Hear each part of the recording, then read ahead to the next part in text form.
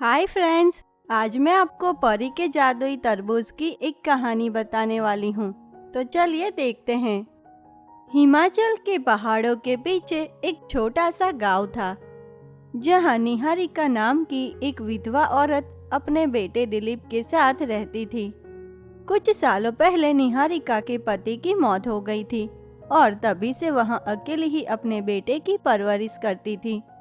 वहीं निहारिका एक छोटे से गांव से थी, इसीलिए वहाँ ज्यादा पढ़ी लिखी नहीं थी, जिसके कारण वह अपने घर का गुजरान और अपने बेटे की परवरिश के लिए लोगों के घर में काम करती थी। तभी एक दिन निहारिका अपने बेटे को खिचड़ी बनाकर खिला रही होती हैं। उसी समय बाहर से एक तरबूज वाला गुजर रहा होता है, जिसे देखकर उसका बेटा दिलीप कहता है, माँ सुनो तो, आप हर रोज मुझे सिर्फ सूखी खिचड़ी बनाकर खिलाते हो और मैं चुपचाप खा भी लेता हूँ, लेकिन माँ आज मुझे तरबूज खाना है, ले दो ना मुझे तरबूज। बेटा, आज तूने पहली बार मुझसे कुछ मांगा और मैं तुझे वो भी नहीं दे पा रही हूँ, मुझे माफ कर दे। लेकिन बेटा, मैं तुझसे वादा करती हूँ कि कल मैं काम पे जाऊंगी तो वहाँ से पैसे लेकर तुम्हारे लिए तरबूज जरूर लेकर आऊंगी। वहीं दिलीप एक बहुत ही समझू और सुशील लड़का था, इसीलिए वह अपनी माँ की यह बात मान लेता है और फिर वह चुपचाप खिचड़ी खाकर सो जाता है। दूसरी तरफ अगले दिन निहारिका काम पे जाती हैं और शाम को लौटते समय मालकिन से पैसे लेकर अपने बेटे के लिए तरबूज खरीदकर घर पहुंचती हैं और अपने बेटे को वहां तरबूज देते हुए कहती हैं, दिलीप बेटा देखो तो, मैं तुम्हारे लिए तरबूज लेकर आई हूँ, लो खा लो बेटा जल्दी से। माँ आपका बहुत बहुत शुक्रिया, आप दुनिया की सबसे अच्छी माँ हो, मेरी प्यारी माँ। इतना कहकर दिलीप उस तरबूज को खाने ही वाला होता है कि तभी उसके दरवाजे पे एक बहुत ही बूढ़ी गरीब भिखारन आती है। बेटा, मैंने कई दिनों से कुछ भी नहीं खाया है, लोगों के घर खाना मांगने जाती हूँ तो वो मुझे देखकर ही अपने घर का दरवाज़ा बंद कर देते हैं। इसीलिए बेटा, क्या मुझे यहाँ तुम्हारे घर में कुछ खाने के लिए मिलेगा? वहीं बूढ़ी भिखारन की ऐसी हालत देखकर दिलीप को उस पे बहुत ही दया आ जाती है। वह तुरंत ही उस बूढ़ी औरत के पास जाकर उसे अपना तरबूज दे देता है। दादी जी, ये लीजिए, आप ये तरबूज खा लीजिए, ये तरबूज माँ मेरे लिए लेकर आई थी, लेकिन लगता है अभी इसकी ज़रूरत मुझसे ज़्यादा आपको है, इसीलिए आप खा लीजिए। उसके बाद वह बूढ़ी औरत उस तरबूज को खा लेती हैं और तरबूज खाने के बाद तुरंत ही वह बूढ़ी औरत एक बहुत ही सुंदर परी में बदल जाती हैं, जिसे देखकर दिलीप और उसकी माँ तो बहुत ही हैरान हो जाते हैं। तभी वह परी दिलीप से कहती है, तुम्हारा बहुत बहुत शुक्रिया मुझे फिर से परी बनाने के लिए। सालों पहले मेरी एक गलती के कारण रानी परी ने मुझे एक बूढ़ी औरत बना दिया था और मुझसे कहा था कि जब कोई ईमानदार लड़का मुझे अपना खाना देगा तभी मैं पहले की तरह ठीक हो पाऊंगी। इतने दिनों से मैं खाने के लिए भटक रही थी, लेकिन किसी ने भी मुझे खाना नहीं दिया। लेकिन दिलीप, आज तुमने मुझे अपने हिस्से का तरबूज दिया और मुझे मेरी सज़ा से भी मुक्त करवाया, इसीलिए तुम्हारा बहुत बहुत शुक्रिया।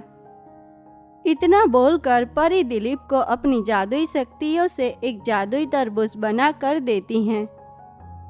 ये लो दिलीप, ये एक जादुई तरबूज है, ये कभी भी खत्म नहीं होगा और इसके अंदर जो बीज हैं वो सोने के हैं। इससे तुम्हारी और तुम्हारी माँ की सारी परेशानियां दूर हो जाएगी।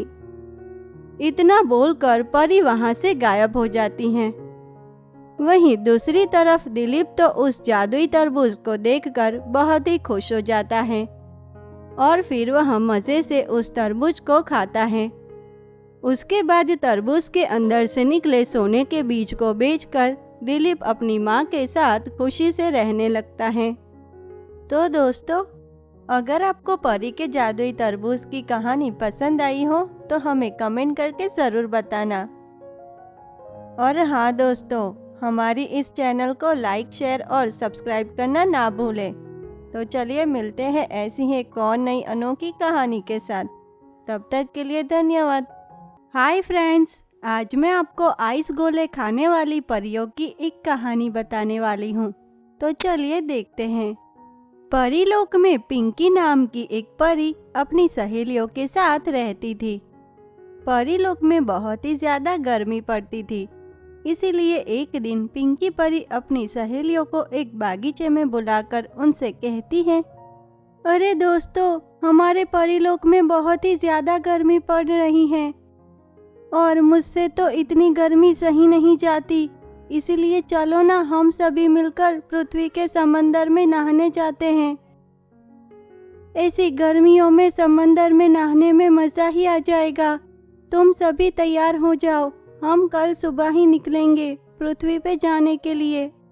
वहीं अगले ही दिन सुबह पिंकी परी अपनी सहेलियों के साथ तैयार होकर पृथ्वी के एक बहुत ही सुंदर बीच पे पहुंचती हैं और फिर सभी परियां बीच पे अपना सारा सामान रखकर समंदर में नहाने चली जाती हैं। इतनी तेज गर्मियों में सभी परियां तो समंदर में बहुत ही मज़े से नहाती हैं और खूब सारी मस्ती भी करती हैं। तभी नहाते नहाते कोयल परी की नज़र सामने खड़ी आइस गोले की एक दुकान पे जाती है, जिसे देखकर कोयल परी बोलती है, पिंकी, सामने तो देखो ज़रा, वो दुकान पे बर्फ से बनी कोई चीज़ मिल रही है। देखो वहाँ कितनी भीड़ है, चलो हम सब भी वहाँ जाकर देखते हैं। कोयल परी की यहाँ बात सुनकर सभी परियां तुरंत ही उस आइस गोले की दुकान पे पहुँचती हैं। तभी पिंकी परी दुकानदार से पूछती है, भैया सुनो तो ज़रा, ये आप बर्फ को ऐसे रंग बेरंगी कैसे बना रहे हो? आखिर ये पृथ्वी की ऐसी कौन सी चीज़ है जो हमने नहीं खाई? क्या आपको नहीं पता कि ये मैं क्या बना रहा हूँ? ये एक आइस गोला है। गर्मियों के मौसम में ठंडे ठंडे आइस गोले खाओ और खुद को ठंडा ठंडा कूल कूल बनाओ। लो, आप सब भी ट्राई करो ये आइस गोला, बड़ा ही मज़ा आ जाएगा आप सबको। एक बार खाओगे तो बार बार आओगे। इतना बोलकर दुकानदार सभी परियों के लिए एक एक आइस गोला बनाकर उन्हें देता है, जिसे खाकर परियां तो जैसे बहुत ही कूल हो जाती हैं। कोयल परी तो दुकानदार से आइस गोले की तारीफ करते हुए कहती हैं, वाह वाह, क्या आइस गोला है ये तो। ऐसी गर्मियों में हमें अगर ऐसा आइस गोला मिल जाए फिर तो वाह वाह, क्या बात। सच में मज़ा ही आ गया ये आइस गोला खाकर। लगता है अब तो हमें हर रोज़ यहाँ आना होगा आपकी दुकान का आइस गोला खाने। हाँ कोयल, तू सही बोल रही हैं। अब तो इन गर्मियों में हमें ठंडक पहुँचाने वाला ये एक आइस गोला ही है। हम तो हर रोज़ यहाँ आएंगे। इतना कहकर सभी परियां दुकानदार का शुक्रिया करके परीलोक वापस चली जाती हैं। वहीं दूसरी तरफ अब तो सभी परियां हर रोज आइस गोला खाने पृथ्वी के उस बीच पे जाती और बड़े ही मज़े से आइस गोला खाती। लेकिन फिर एक दिन जब सभी परियां गर्मी से परेशान होकर आइस गोला खाने पृथ्वी के उस बीच पे पहुंचती हैं, तो उन्हें पृथ्वी के उस बीच पे आइस गोले की वहां दुकान दिखाई नहीं देती, जिसे देखकर सभी परियां बहुत ही परेशान हो जाती हैं और वहां सभी दुकानदार को ढूंढने लगती हैं। तभी उन सबको वहां दुकानदार उसी बीच पे अकेला मायूस बैठा हुआ मिलता है। यहाँ देखकर परियां उसके पास जाती हैं और दुकानदार से आइस गोले की दुकान बंद होने का कारण पूछती हैं।